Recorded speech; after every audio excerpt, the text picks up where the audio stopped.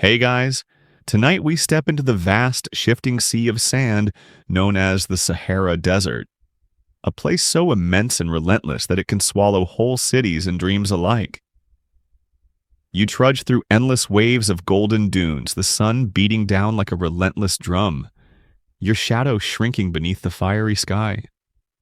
It's not your usual walk in the park.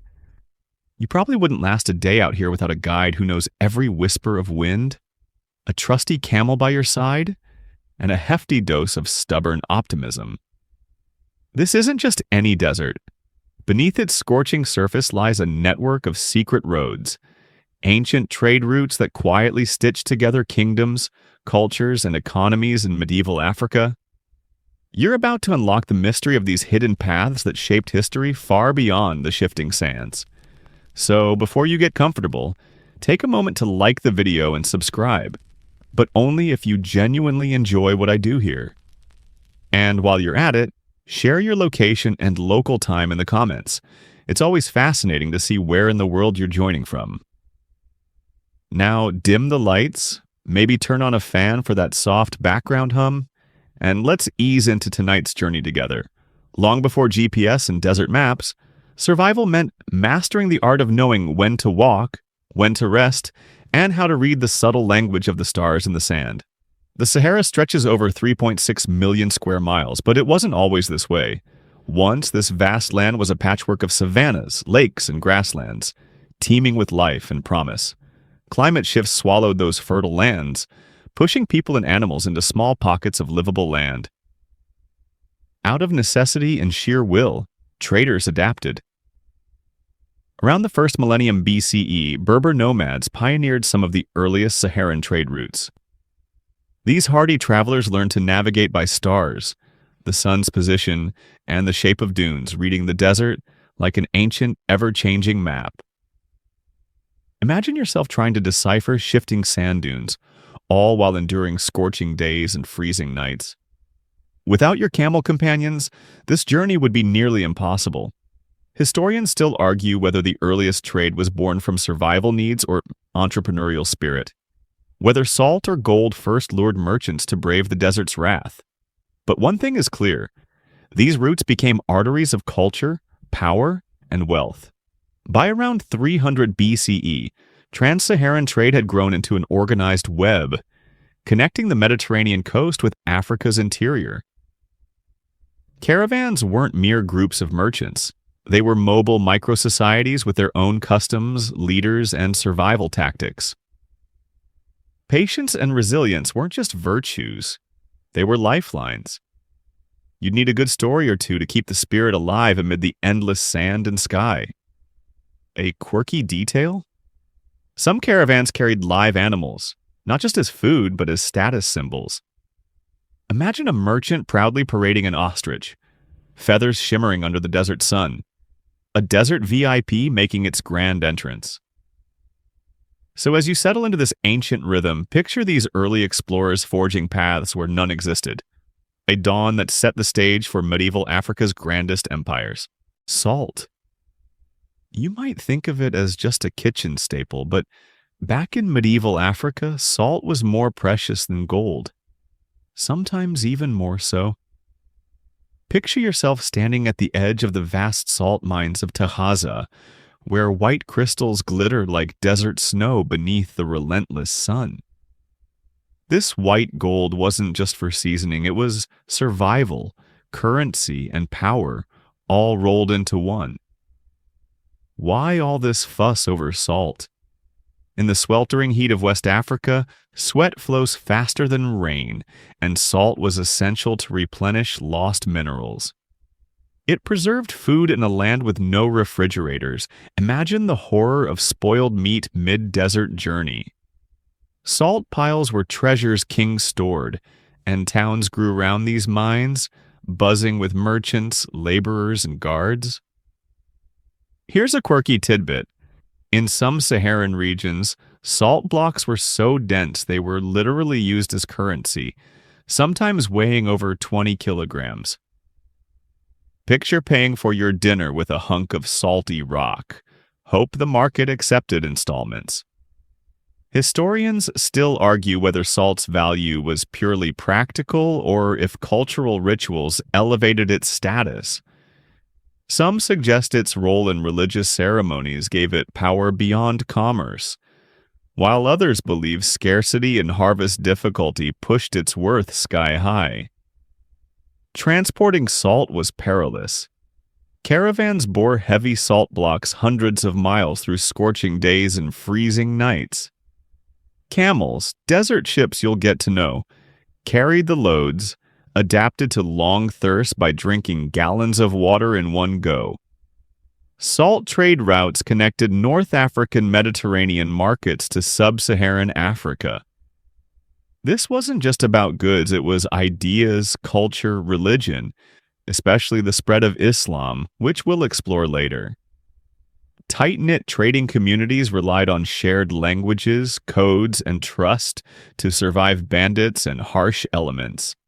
A fringe tidbit: some salt caravans doubled as diplomatic missions, carrying messages and gifts between kingdoms. Think of your text message traveling weeks across sand dunes instead of instant digital pulses. Salt seeped into language and proverbs. In many African cultures, salt symbolizes friendship, loyalty, and life itself.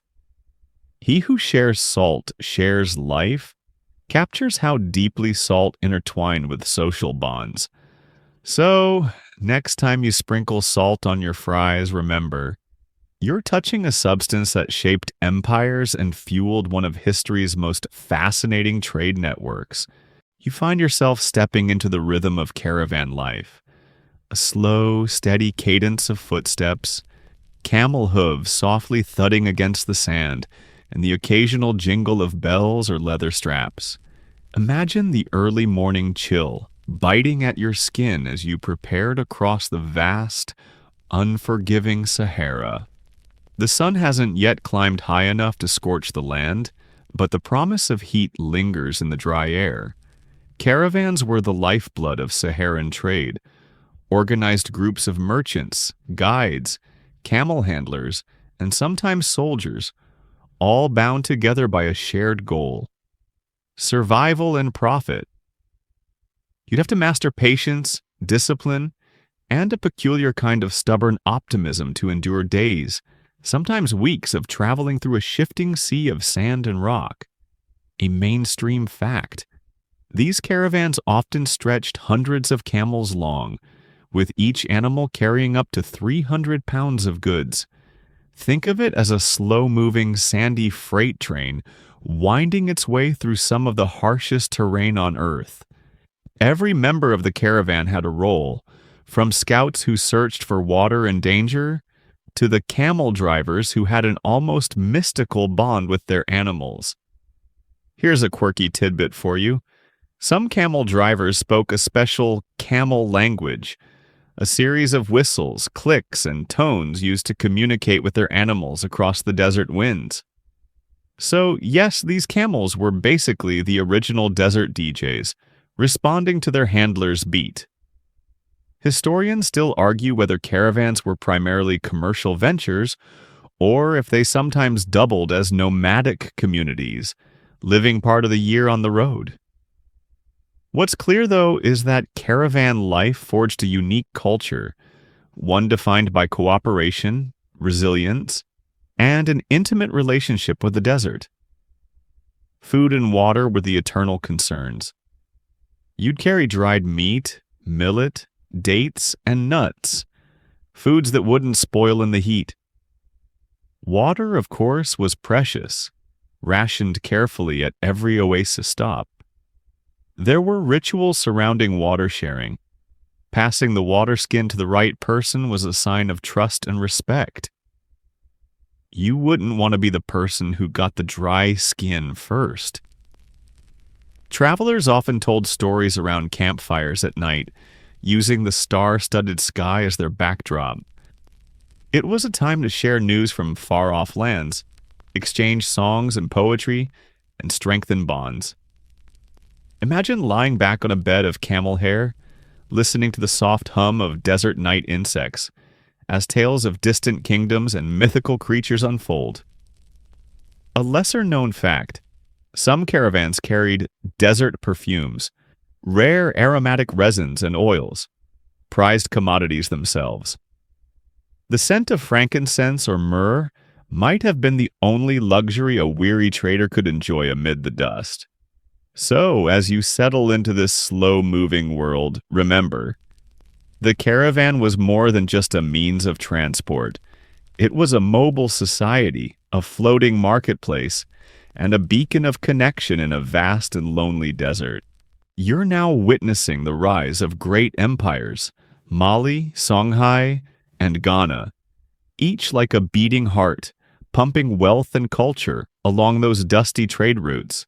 Picture the sprawling markets of Timbuktu, where gold dust sparkled under the sun and scholars debated philosophy beneath shade trees. These weren't just kingdoms. They were vibrant centers of commerce, learning, and diplomacy, all fueled by the steady flow of goods across the Sahara.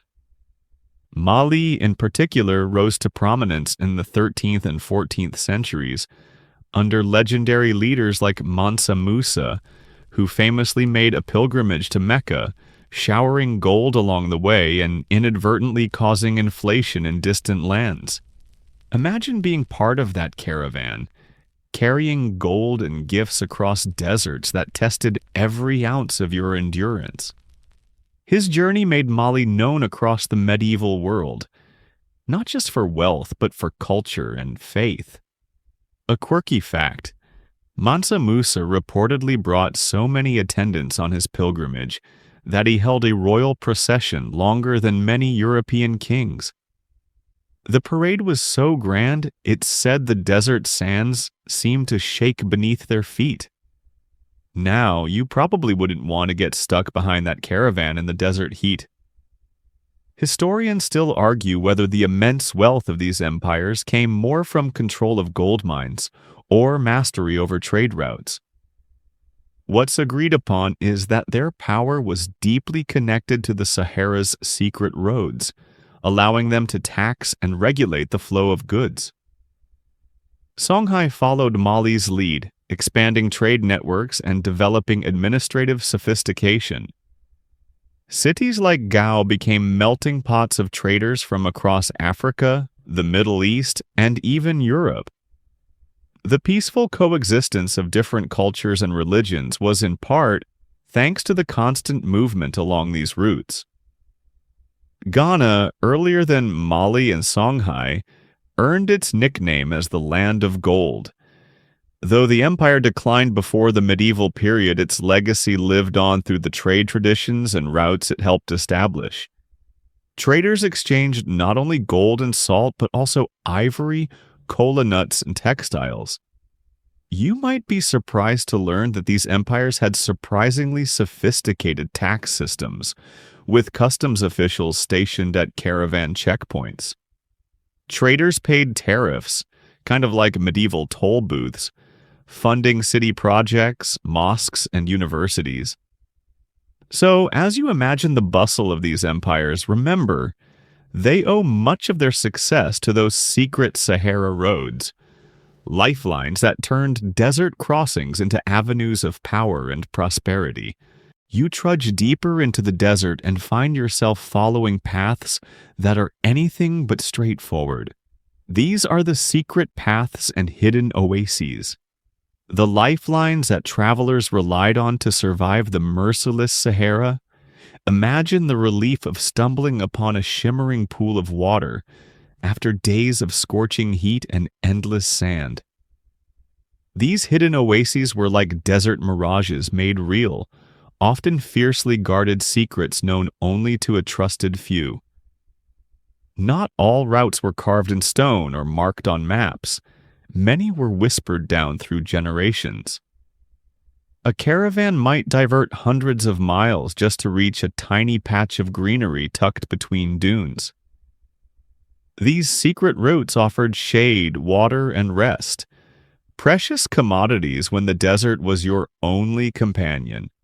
Navigators use stars, the shape of dunes, and even the flight paths of birds to find these precious stops. A quirky tidbit: some desert travelers carried special desert goats, hardy small animals that could survive on sparse vegetation, and warned of approaching sandstorms by their nervous behavior. These goats were both companions and early warning systems, living desert weather apps before the invention of smartphones. Historians still argue whether the secrecy of these paths was mainly for safety from bandits or a strategic move to control trade flows. Some suggest that certain tribes deliberately kept oasis locations secret to maintain power and influence, turning geography itself into a weapon. These secret paths were not just survival tools, they shaped the very politics of the region. Control of an oasis meant control of a caravan route, which meant influence over trade and wealth. You might imagine desert leaders as gatekeepers, balancing generosity with guarded suspicion. The oases also became cultural melting pots, where traders exchanged stories, goods, and languages. You could hear Arabic mingling with Berber dialects and West African tongues, creating a rich tapestry of communication. In some oases, small marketplaces sprung up, offering goods as diverse as North African spices, West African gold dust, and even European textiles carried by Mediterranean traders. One of the most famous secret stops was the oasis town of Agadez, which acted as a gateway between the Sahara and sub-Saharan Africa. It's said that the architecture there mimicked the dunes, soft, flowing, and built from mud brick that kept interiors cool in the brutal heat. As you imagine resting under a palm tree sipping cool water, you realize these hidden oases were more than mere pit stops. They were beacons of life and civilization in the vast, empty sea of sand. You settle down beside a flickering campfire under a sky that's a tapestry of stars, and the voice of a griot rises softly in the night air. These storytellers, keepers of history, music, and culture, were as vital to the Sahara's trade routes as camels and salt. Picture them weaving tales of ancestors, battles, and kings, their words flowing like the desert winds, preserving knowledge that otherwise might vanish into the sands. Griots weren't just entertainers, they were historians, genealogists, and diplomats all rolled into one. Their oral traditions ensured that the stories of empires, lineages, and laws were passed down with precision. You might find yourself mesmerized by a griot's rhythmic chanting, feeling the pulse of centuries beneath their voice. They held power through memory, influencing both common folk and rulers. A quirky fact: griots sometimes used musical instruments like the kora, a 21-string harp lute, that sounded like a gentle blend of a harp and a banjo, perfect for lulling a desert night into calm. You can almost hear the soft plucking echoing across the dunes. Historians still argue whether griots functioned as unbiased chroniclers, or if their stories were shaped to flatter patrons and preserve certain power structures. Either way, their role in maintaining cultural continuity amid the shifting sands is undisputed. Griots were also crucial in the business of trade. They recited codes of conduct, negotiated disputes, and even carried messages between distant kingdoms. They were living libraries, human USB drives, storing the collective memory of African societies. Interestingly, the importance of griots extended beyond Africa. Some scholars trace their influence in oral traditions found across the African diaspora.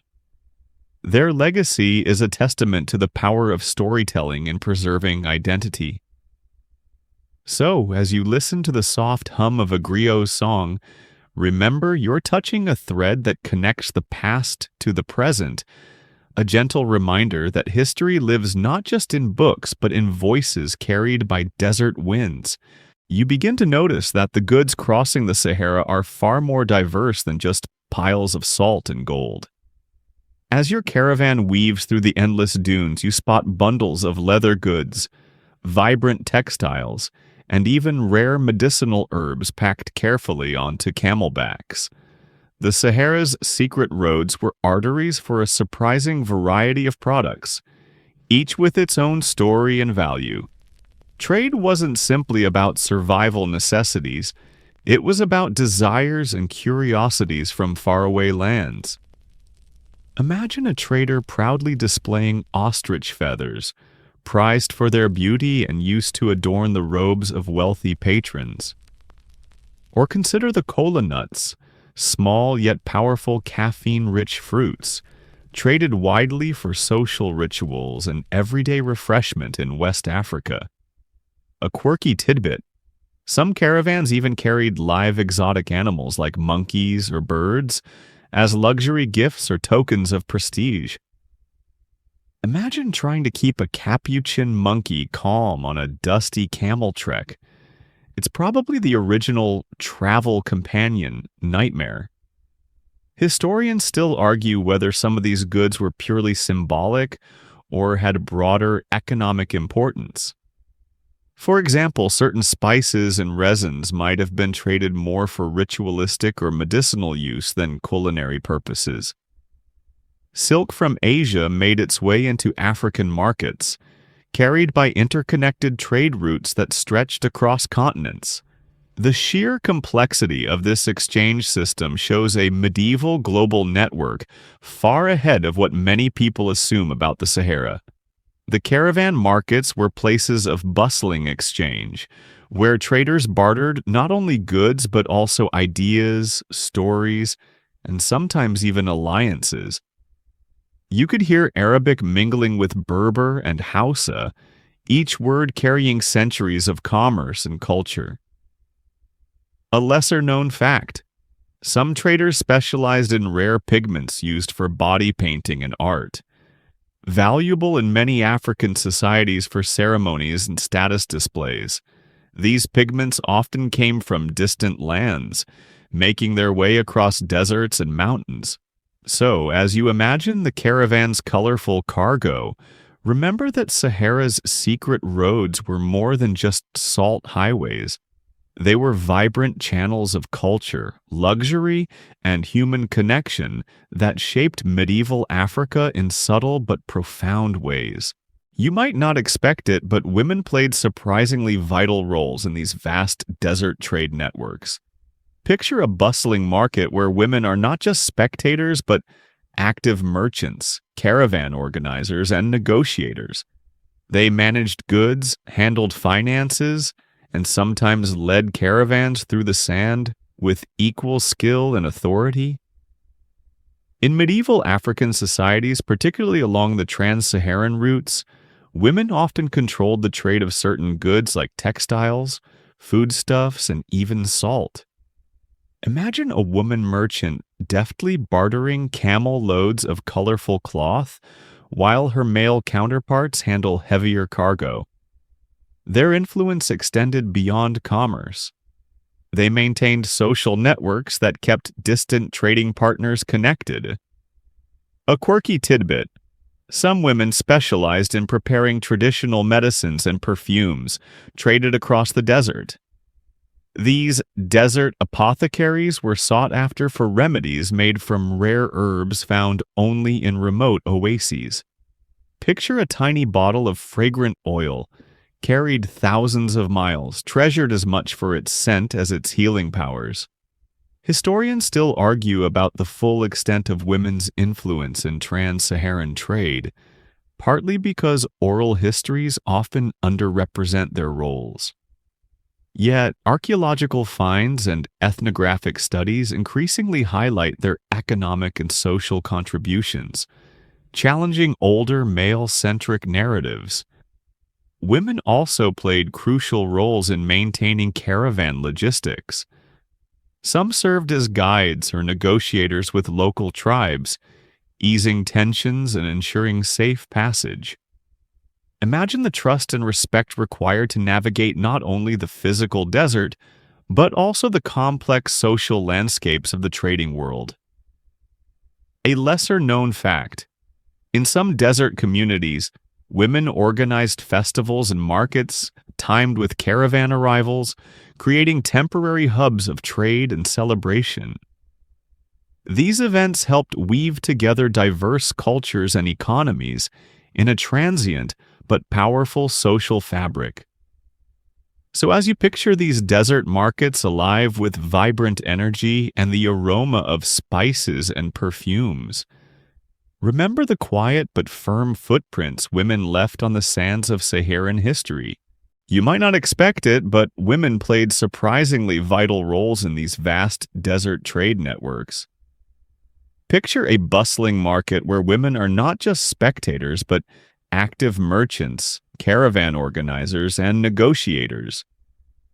They managed goods, handled finances, and sometimes led caravans through the sand with equal skill and authority. In medieval African societies, particularly along the trans-Saharan routes, women often controlled the trade of certain goods like textiles, foodstuffs, and even salt.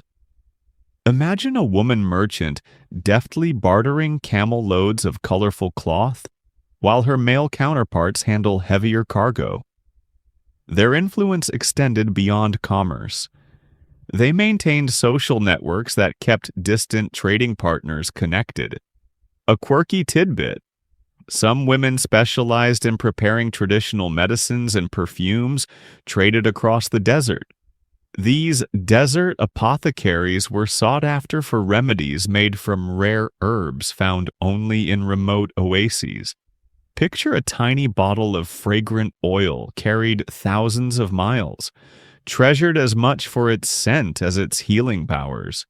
Historians still argue about the full extent of women's influence in trans-Saharan trade, partly because oral histories often underrepresent their roles.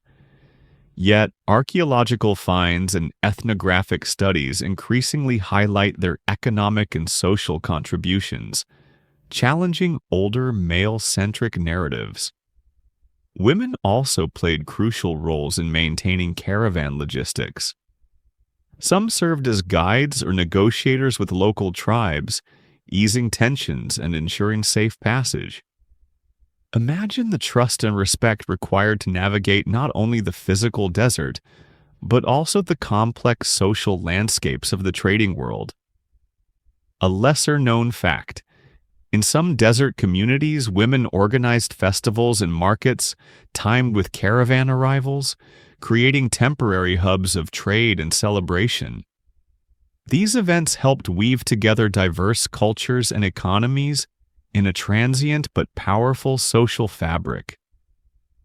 So as you picture these desert markets alive with vibrant energy and the aroma of spices and perfumes, remember the quiet but firm footprints women left on the sands of Saharan history.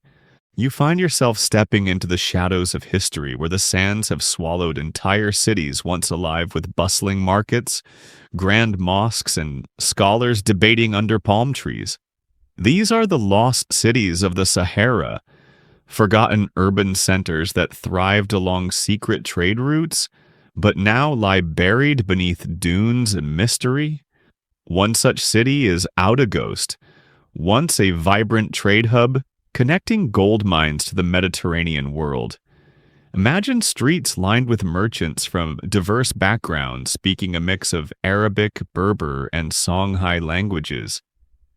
The city was a melting pot of culture and commerce, pulsing with the rhythm of trade caravans arriving and departing. A quirky tidbit: some ruins reveal evidence of early coin minting in West Africa, challenging older beliefs that African trade was entirely barter-based. Picture a tiny coin stamped with intricate designs, a medieval African version of pocket change. Historians still argue about the exact locations and extents of many of these lost cities, largely because shifting sands and centuries of neglect have erased physical evidence. Some researchers rely on oral traditions, satellite imaging, and sparse archaeological digs to piece together their stories. Another mysterious city is Timbuktu's lesser-known neighbor, Geno, believed to be one of the oldest urban centers in sub-Saharan Africa.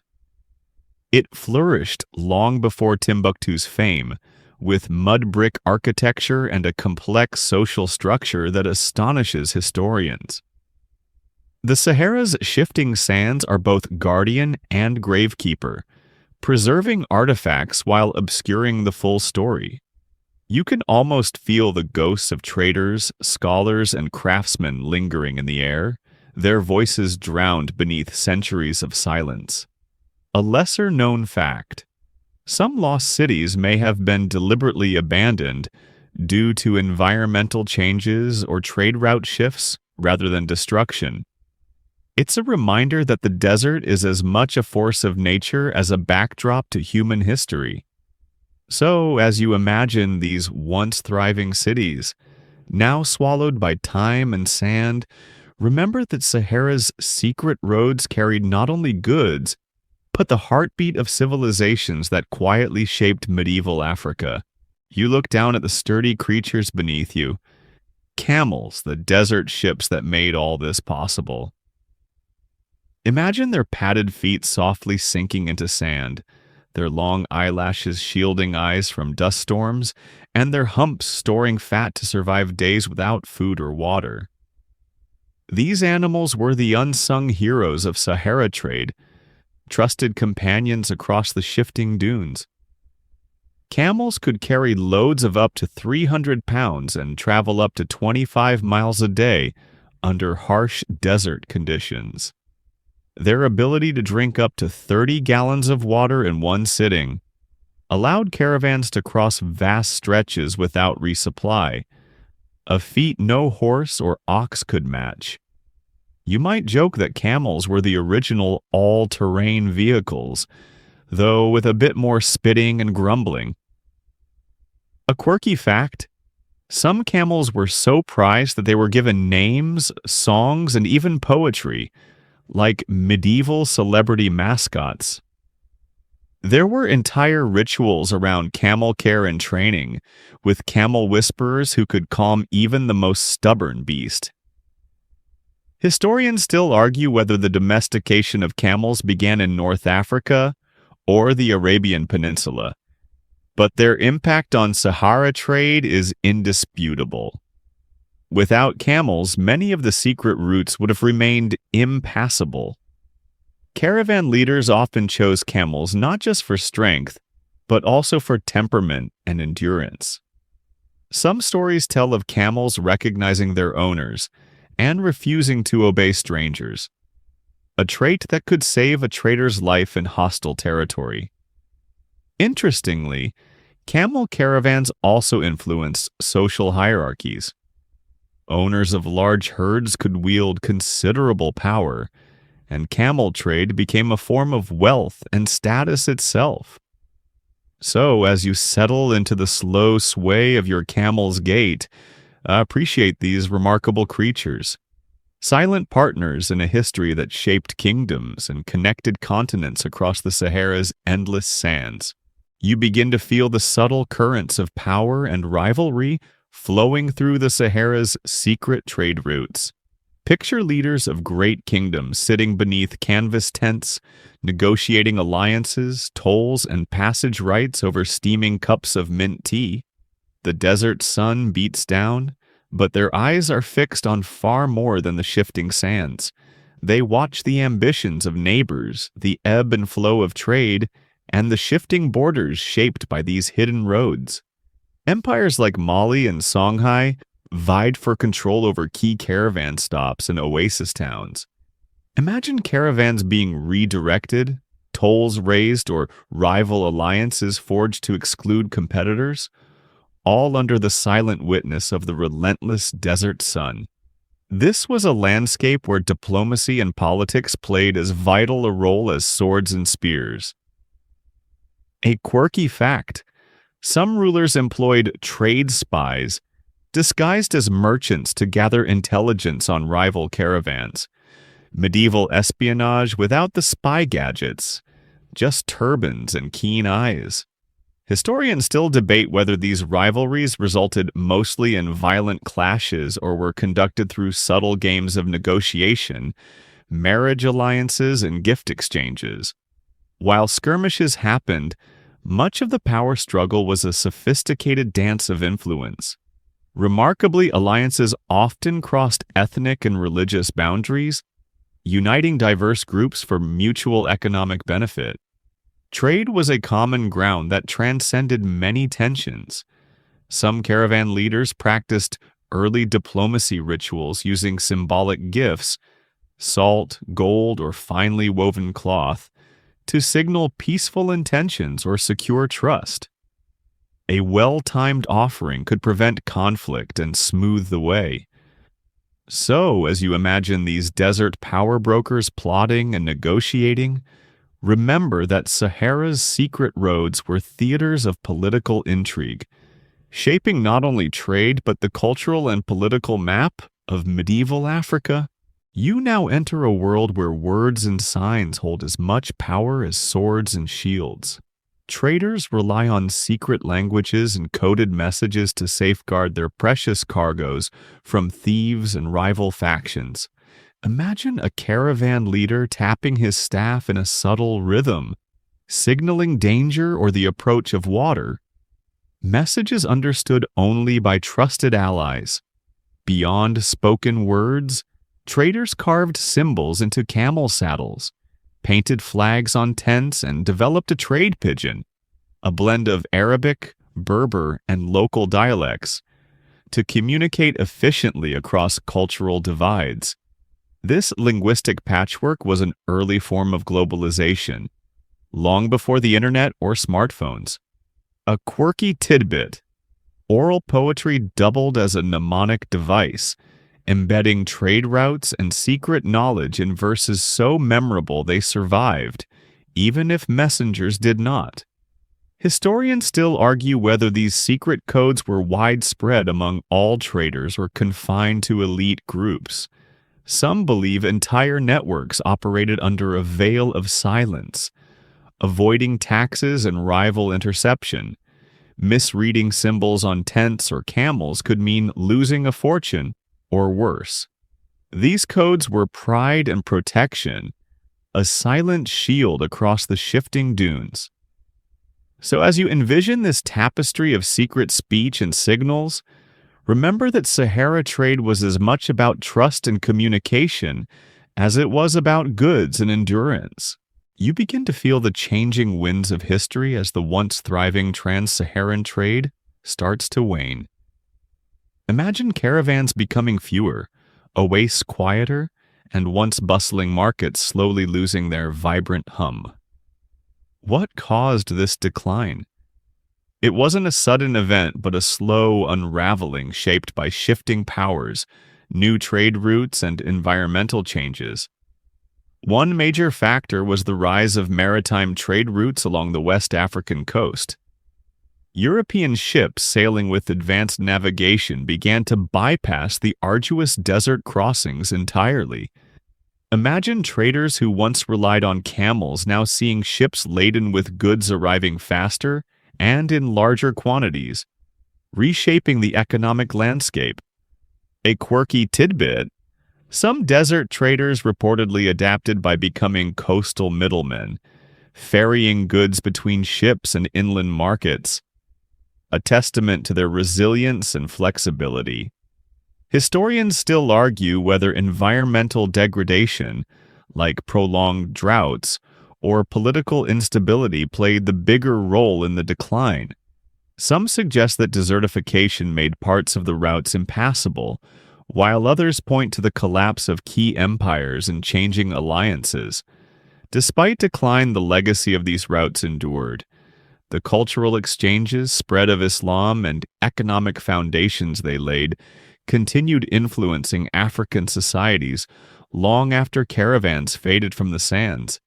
Interestingly, some modern scholars explore how these ancient trade networks anticipated globalization. connecting diverse peoples and ideas centuries before the term existed. So, as you imagine the quieting of Sahara's secret roads, remember that endings are often beginnings in disguise, with echoes of past journeys shaping futures in unexpected ways. You settle into the soft silence that the Sahara now whispers, reflecting on the profound yet quiet influence of its secret roads on African history. These hidden pathways, once bustling with camels, traders, and storytellers, were the veins through which lifeblood flowed, connecting empires, cultures, and ideas in an intricate tapestry of human endeavor. Imagine the shadows of those long caravans fading into the dusk, their legacy lingering in languages spoken, markets still thriving, and cultural practices passed down through generations. The Sahara's secret roads shaped not only medieval kingdoms, but also the identities of peoples who called these lands home. A quirky thought. Some scholars liken the impact of these trade routes to that of rivers, silent forces carving landscapes over centuries, shaping everything around them without fanfare. Just as the Nile nurtures life, these roads nurtured civilization in ways that often go unnoticed. Historians still debate the full scope of the Sahara's influence. Was it merely economic, or did it spark profound social and intellectual revolutions? What remains undeniable is that these roads facilitated exchanges of ideas, faith, art, and innovation, weaving together the continent's diverse fabric. So, as you rest your mind on this vast desert's quiet power, let yourself drift with the knowledge that history's softest footsteps often leave the deepest marks. Now, the desert night wraps around you like a soft blanket, stars twinkling gently overhead as the cool breeze whispers through palm fronds. Imagine the warmth of a fading campfire, its glow dimming to embers, while distant voices lull into silence. The sands breathe quietly, holding stories of countless travelers who once passed this way. Feel the calm settling into your bones, the vastness of the Sahara inviting you to let go of the day's worries. With every slow breath, you sink deeper into comfort, the hum of the desert night blending with your own heartbeat. Remember, just as the desert shapes and is shaped by its travelers, you too are part of a continuing story. A soft, unfolding journey that stretches beyond time and space. Let this thought carry you gently into dreams, where the secrets of ancient roads become peaceful companions. Thank you for joining us on this relaxing journey. If this story brings you a sense of familiarity or evokes gentle memories, don't hesitate to share your thoughts in the comments. Even if it's just a small dot, it's a wonderful way for us to know that you're connecting with the story. Every interaction like this helps us improve and grow. If you enjoy relaxing, peaceful stories with a touch of historical charm, please consider liking and subscribing. But only if you truly feel that what we offer is worth your time. Doing so will not only help you stay updated with our latest videos, but also serve as encouragement for us to continue bringing you more inspiring historical stories that make every moment of your day feel more tranquil. Thank you so much, and we hope to continue being a part of your peaceful moments. Let your mind relax with these warm and soothing tales, and don't forget to share your thoughts with us.